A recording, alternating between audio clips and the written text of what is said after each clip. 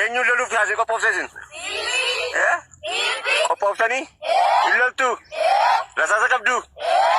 Rasaasa keessan maalidha? Akkas.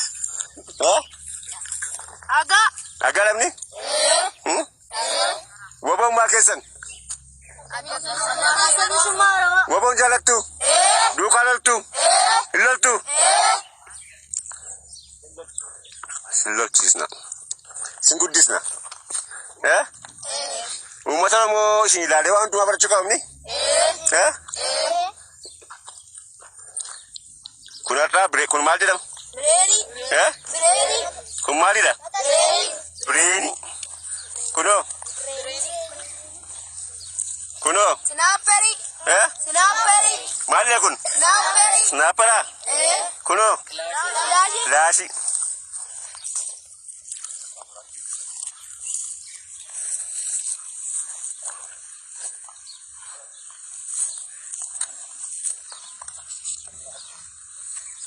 Gabrummaa hiitamaatti ni?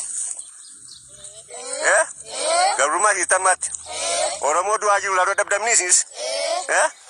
Kanaaf qawweedhaanii mootummaa kana sanu garboomsaa jiru, sanu ajjeesaa jiru, isaadha keenya biyyaa baasaa jiru. Nuusi akka nama tokkotti qabsoomnaa jaartu. Sagaleen keessan kun iyyoo qawwee baate loluu dhiisanii sagaleen keessan dhukaasa caala. Akkasini barumsa bachaartu? Bachaartuuni? Jabaadha. Jiratiin gaafatu sinariiti. Mana usaana ta'e sinariiti bini? Nagaa sin daawwatti.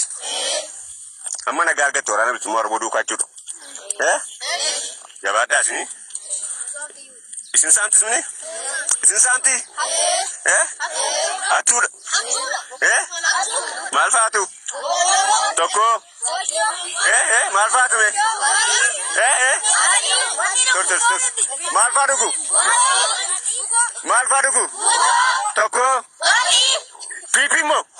Ya Rabbi, mana keessa nuti akka tolchaa turte? Dallalala. Maal waan nyaatan qabani?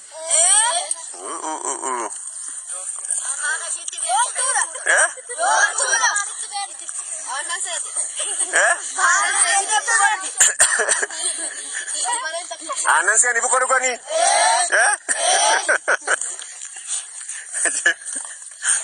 Yo.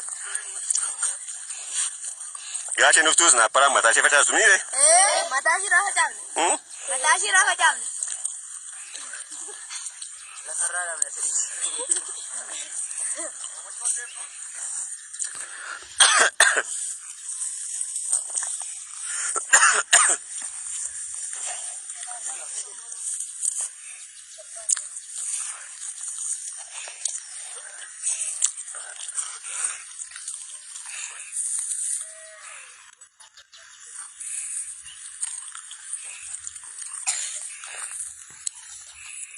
Ya ijoollee Walisoo.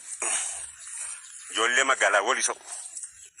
Walisoo ati yoo xiqqaate kiiloomeetira 5 kan fagaattu daa'imillee akkeettiini